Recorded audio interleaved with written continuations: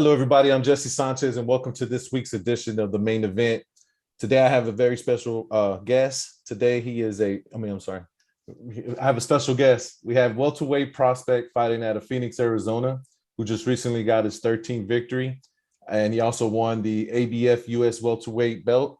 I'd like to give it up for the one and only Alfredo Escarcega Jr. Thanks, man. I That's it, appreciate right? it. Yes, sir. All right, man, I'll do it again. All right, so got it good. You got it. You got it good now. Appreciate it, brother. Thank you again for taking the time being on the show, man. I wanted to first and foremost just kind of, if you could tell us a little bit about your boxing career and how did you end up winning that belt? Just your past fight. Well, like I said, I'm 13-0 now, with 7 knockouts. I'm a welterweight, 23 years old. I've been professional, I think, about 4 years now. Going on my 4th year. So yeah, I recently had that title fight, but I honestly, man, in all honesty, I didn't even know I was gonna fight for that, bro. Honestly, I didn't even know I was gonna fight for that title belt. I was preparing for an 8-round fight, but I didn't even know I was gonna fight for a belt. It was kind of a last minute thing, and I'm glad, I was able to get the opportunity to have it and to get the fight. But all preparation went, worked super hard. I had great rounds of sparring, quality sparring. And like I said, I was ready, getting ready fully 110% for the fight, not knowing it was a title fight, man. So that's kind of, it was extra sweet to get, a little extra reward off the top of a win. So like I said, I'm excited. And I'm happy that I was able to get that fight, man. It wasn't something that I was looking or expecting to have. So it was good to obviously get on my resume and to help me get my rank higher. So I guess it's all it's for, right? Those little belts. How long did you have to prepare for your most recent fight? I was 8-week training camp. We were getting ready. Since I had fought in June, and I took a little bit of, not really much time off, just about a week, and then got back in the gym, stayed busy, and then, having the amount of time that I did to get ready for September, I was in, picked it up, and we had about an 8-week training camp. So in your 4 years early in your career, if I'm not mistaken, you had a draw, right? It was sort of the middle of it. More recently, it was about 2 years ago. I was with Robert Garcia and RGBA, and it just, like I said, it was just one of those fights that, I thought I had won, and I'd hurt my opponent, but I did get hurt in that fight, so I can understand how one of those rounds could go to him. But it was a 4-round fight. It was already, it was pretty much a little later, already into my career. I think about 2 years ago. So it was only, I want to say, about 4 or 5 fights ago. So I don't think I should have took a 4-round fight, but it's something that had happened. And like I said, it was a learning experience for me. It definitely set me back a little bit, but obviously just pushed me to work harder and continue to, build up as I was doing already. Cause I was looking really good at that point. That's what I was going to ask, because you were coming, you had already started winning, and then you're winning by knockouts. And it looks like when you learned to kind of, you can bounce back, because a lot of people kind of, want to protect that record. What would be the number one thing as a professional, because it's not a blemish. Like, no one looks at it as a loss, right? Especially for fans. What is something that you would tell, the young ones, that if they draw, what did you learn from that? What experience? For sure, man, to especially at that certain point that I think I was already about 7 or 8 and already. Taking 4-round fights is not a good thing to do, man. Get a couple in out the way, and then boom, bump yourself up to 6, because anything can happen in a 4-round fight, man. Like I said, I got hurt for the first time in a fight. I didn't get knocked down or anything, but I got hurt, so you could see where it swayed the judges in that one, in the second round, I believe. And also, the most important thing that I think I took from that fight is that I didn't necessarily listen to my own body and listen to, I guess, my own, myself, man, because I was having a lot of trouble making 140. I was still fighting 140.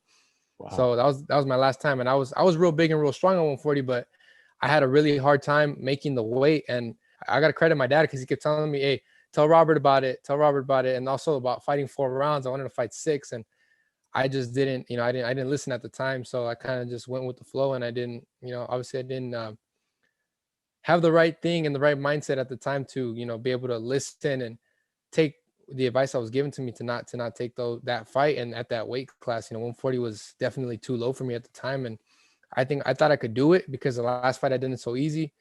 but obviously your body starts growing, and the older you get, your body starts growing and growing. So I guess just for taking from that, you just got to listen to everybody around you, especially in your own body. At the same time, you got to always know yourself, but take the advice from the ones that are really trying to help you the whole Yeah, your time. corner. Yep. Now, your whole fighting career, has your dad been on your side in your corner? Yes, sir. The entire time. How is that experience? Can you, because a lot of father son duos, sometimes dad can't separate dad, so can't separate son. How do you adjust once you're in the professional level? I think at a professional level, it's, I think the father son dynamic does have to go a little bit out the way. As a kid, I think it gets a little bit more involved.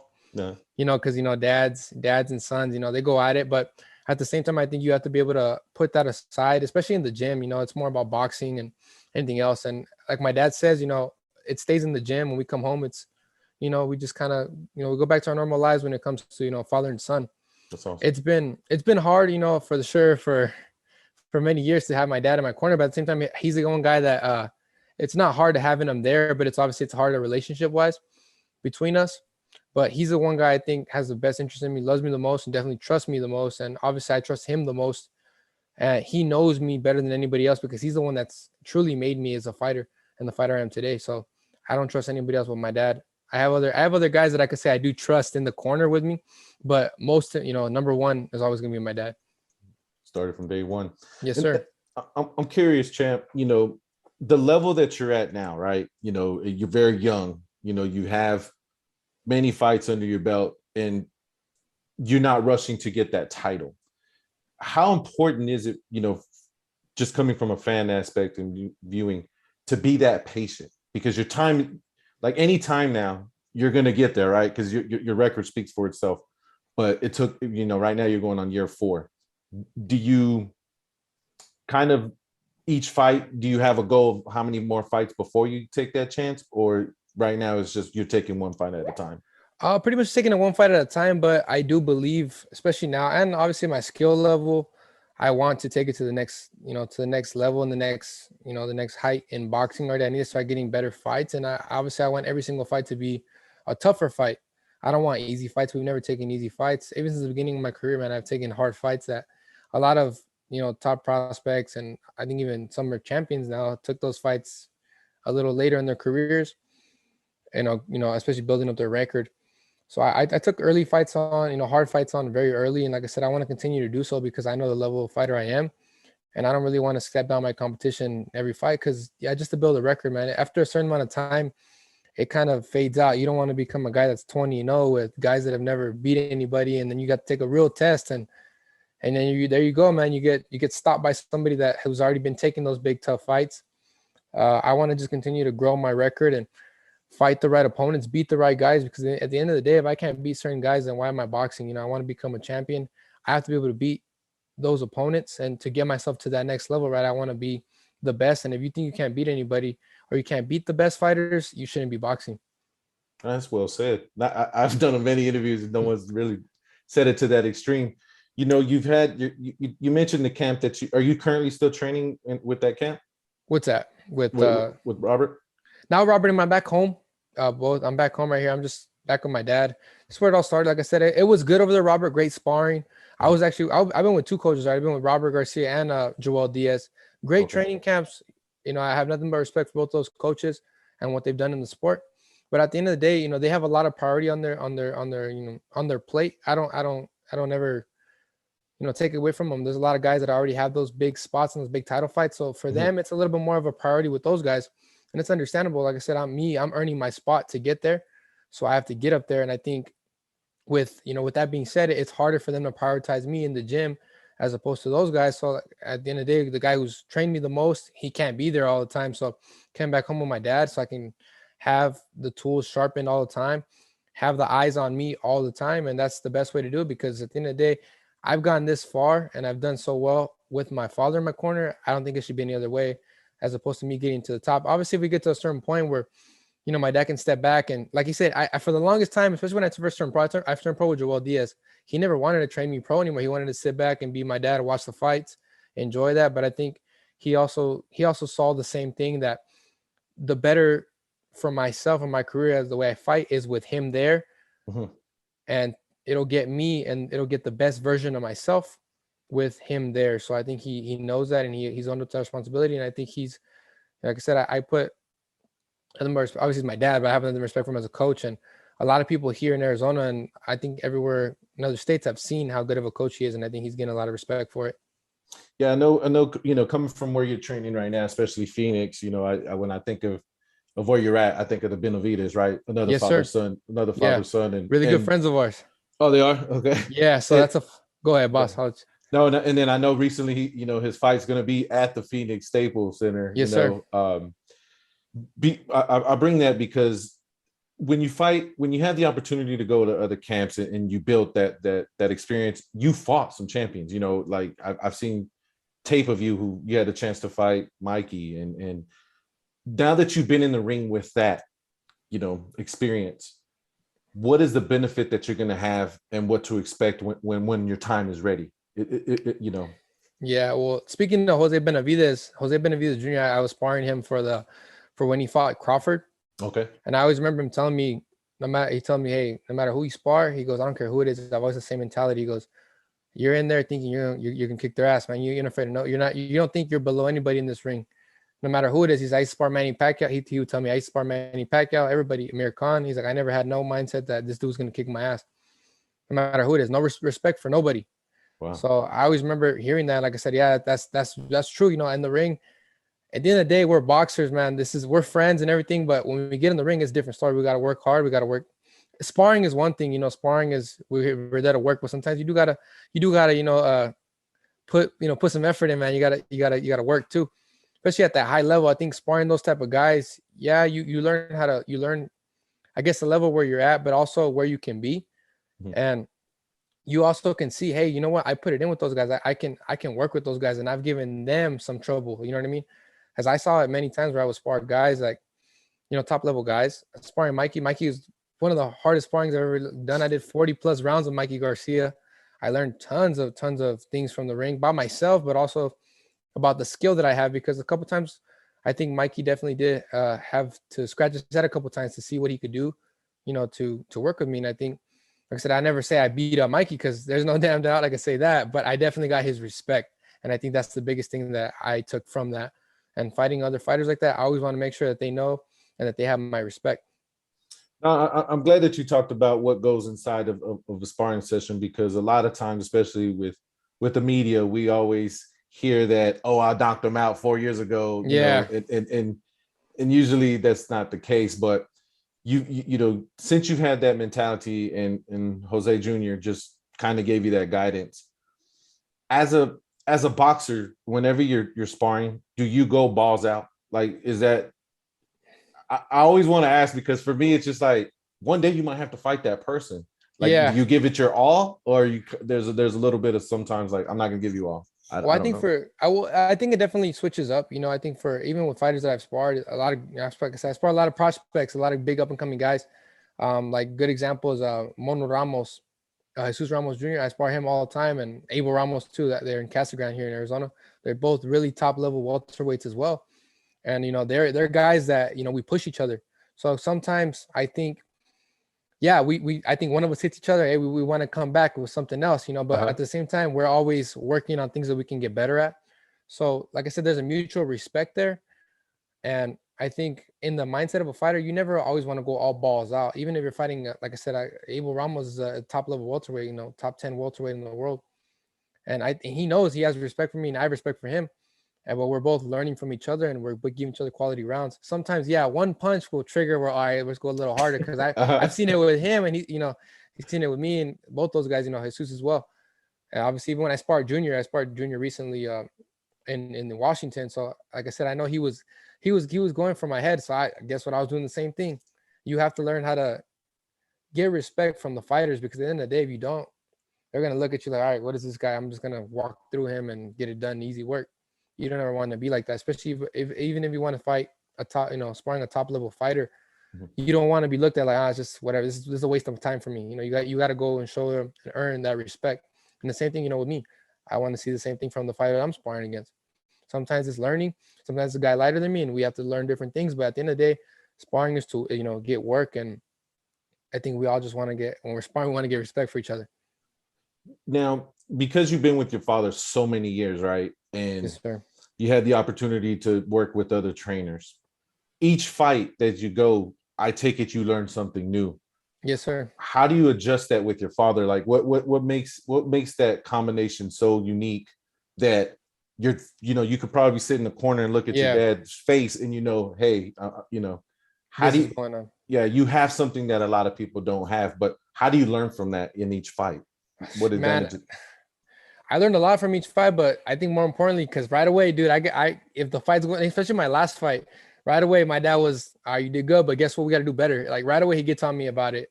And this is not even like this is probably like an hour after the fight. We're going to go eat. So he's telling me in the car, we could do this better, we could do this better. This is what we need to work on in camp for the next fight. So right away, I think he's the one I think that's seen more. I get to see it after. I'm in the ring, so we're adrenaline going. Like I said, we're working on the game plan in the ring, but you don't really get to see it until the next day. And I think with them watching it there, and then obviously I think my dad watches it the day after to see what things are going on. And then it's my turn to go watch it and we talk about it. So I think he always has that eye from the outside that every trainer should have, and should tell their fighter. I don't think it's ever, like I said, you can win and it's great to celebrate, but sometimes I think it's always good to, I guess, keep your guy accountable and let him know, hey, we did good, but we can do this better. We can do that better. It's always that, and I think he's always doing that for all of us, for all the guys that he trains. He makes sure and tells us, hey, that was good, but this is what we can work on for the next time to get better. Especially as competition, strengthens, you gotta always be sharp. And if you're doing one little thing, that can cost you in the next fight. You don't want that to happen. Well said. Going back to your very first professional fight, right? That's Yes, what 4 years ago. I'm yeah, pretty sure you're gonna remember that your first win. I Like it was remember it. yesterday. How was that walk when you first walked to the ring? And now it's professional. Was it a different feeling, or was it the same as a normal fight? Did you take it as that? It was very different. It was really different. I remember walking through. It was in California. It was at Thompson show in Ontario. So I remember getting there. I was the first fight of the night. Joel and Antonio Diaz started getting me ready, wrapping me up right away. And I remember them telling me, oh, glove up. And it was like not even that long, man. I was, oh, damn, ready already? Let's go. To start warming up and get ready for the fight. Before you know it, you start getting ready to walk in and things just go a lot faster. And I think it went so much quicker than I would have thought. And I think, especially for the way I expected things to be, I was like, man, it's going by so quick. And I feel like the fight went by so fast. So it was just one of those things that I can look at the fight. It didn't go like a flash because I remember the whole fight. But I remember just the feeling of getting ready and then just getting in there. It just went by so fast, man. It happened so quick. And funny you say that because my opponent, I'm really good friends with him. Yeah, till this day, yeah, we're really good supporters. That's a respect. Mario. His name is Mario Aguirre. I got mad respect for that guy. When Takes on everybody. on fight week, whenever the fighters square up, face off, look at each other, could you look at a fighter and be like, he's scared, or I got him? Is there some sort of mentality to that whenever the stare down happens? I think so, but some guys like to do it different. I think some guys, I think everybody has their own little thing, but I can see it with certain fighters. They just go there and do what they got to do. And some guys won't even look at you in the eye. Some guys will laugh. It's just, I think it's a different thing. I think everybody tries to be, or some guys will try to be really hard or, mess with you. At the end of the day, it doesn't matter. Like I always say, like, especially when guys are trying to act all tough and stuff, I was like, man, I've seen it all, man. And if I haven't seen it yet, I'm going to see it tomorrow. So at the end of the day, it's boxing, it's where we get ready in the gym, all that little, talking smack or, or not thinking enough or not making eye contact or whatever it is. I don't think it really makes a difference until you get in the ring. And I think sometimes you can feel it with a fighter. He doesn't really, he doesn't want to look at you, whatever. But at the same time, you never know because every guy is different. That's what I always think about it. We get to the fight. Some guys will shake my hand and say, hey, thank you. Or some guys, whatever. Some guys won't even talk to me. It's business, man. Like I said, I'll handle it tomorrow. And that's all I got to say. All right, champ. But before I let you go, I'm going to put you on the spot. Quick questions, quick answers. Okay. Yes, sir. What is a fight that you'd like to see next year? For sure, a fight would be David Benavidez versus Canelo Alvarez. That's probably the biggest fight that I'm thinking off the top of the head, or even I think definitely a Crawford Spence. Those are probably the two fights that I want to see the most. So those are probably the ones that I think a lot of fans, not just myself, would say that they want to watch. What is after a fight, when you're no longer in training mode, what is your favorite food? What do you like to eat? No longer in training mode. No longer training. That's a good question, dude, because I covered them all. Now for sure, probably like an In-N-Out burger, or maybe I don't know, maybe like some type of burger. Maybe it's like Chick-fil-A or Cane's, just something that I can't have that's a little greasy. Maybe even Texas, maybe even a water burger. So like I said, I get them all. I get them all. I have no favoritism. People always ask me that question. I don't favorites. I like them both. Oh, you gotta say Whataburger, man. Just being in Arizona. I was gonna mention, if you weren't a fighter, what would you be doing? I think this, man, I'll be doing the same thing you're doing. I think I want to get behind. That's what I'm actually pursuing. I'm going to school right now at ASU for mass communications, media studies. I want to become, sports broadcaster, talk boxing. It's what I love to do. I love to talk about the sport. If I was never able to fight before, I never actually had the skills to do it, I think I would definitely talk about sports. I love it. How do you want to leave your legacy? What do you want people to highlight whenever they look at your fights? That I had a lot of heart, that I was a smart fighter, that I always put it all in there when I would fight, but at the same time that I was a really intelligent fighter. I wouldn't make dumb decisions, but for sure I want to show that I had a lot of heart and that I was there to win every fight, no matter what. And then the last question, if there's one takeaway from our conversation for that young prospect or that amateur that's looking at this video a couple of years from now, you're a champion, what is that one thing that you want them to get out of this conversation? Just that, to always believe in yourself, that no matter what, whether it's a promoter, whether it's a manager, whatever it is, a trainer, if you believe that you have the skills to do it, and that that you put the work in, no matter what, your opportunity is going to come. Like I said, I'm waiting on mine. No matter what, I'm waiting on mine, and I'm still always working towards that, to being a better fighter, to being a champion. So no matter what, keep pushing, and at the end of the day, the opportunity is going to come, the call will be made, and it's just going to be up to you to make sure that you get that shot and that you perform when it is there. And where can we find you? What social media do you like to use the most? Instagram for sure, the most, at ae.jr, ae.jr. I made that one super simple. I'm currently going to change my Twitter handle, but I'm gonna make it more simple. But it's currently right now it's just JR_Escarcega, my last name. You see it down there, so it's kind of hard to spell. And also Facebook as well. It's Alfredo Escarcega Jr. on Facebook. We'll put all the information down there. Yes, sir. Now, before I let you go, is there any sponsors, some people you want to give a shout out to? Shout out to all my sponsors, man. No matter, everybody that's helped me on the journey along. All my family, my friends, my girlfriend, and my mom and dad. They've always there for me 110%. So like I said, I appreciate all you guys. This is one of my main sponsors, 8-Man. I always wear them because I'm always repping them. They support me. But every single sponsor I've ever had that supports me, it's a big list to name them all. But you guys all know who you are. I appreciate you guys, and said I'm going to continue to support them as they also support me. Absolutely. And then the last question I always like to ask, is there anything that I didn't ask that you want maybe the fans or the viewers to know? No, just to stay tuned, get ready. Like I said, I'm always maintaining myself. Like I said, I'm waiting for a big call. I just, I'm always ready for it. At the end of the day, I'm going to be getting ready for a bigger fight.